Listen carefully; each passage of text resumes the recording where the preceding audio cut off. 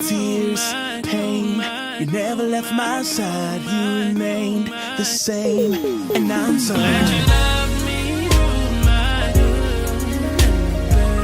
glad that you love me. Hey YouTube, so it's Tayshawn Miller. Just wanted to come on and show you guys one of my custom made braid wigs. It is done with a closure. You can also get one done with a full lace unit or a frontal. These are the medium box braids.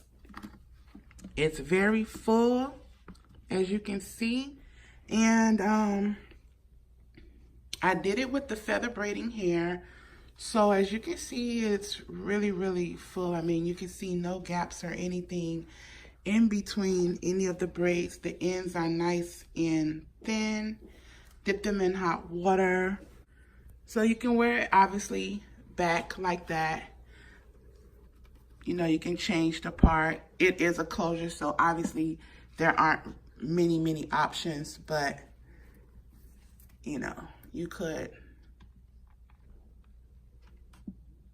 part it there, I guess, and part it on this side here like so, and wear it like that.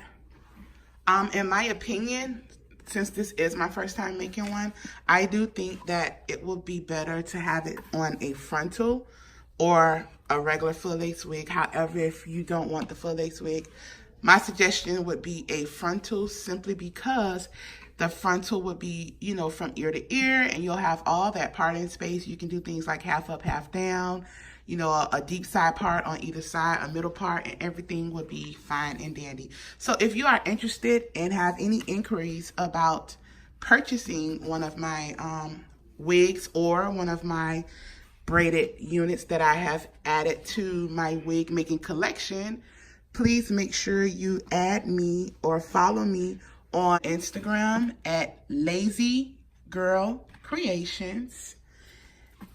And I guess that is about it.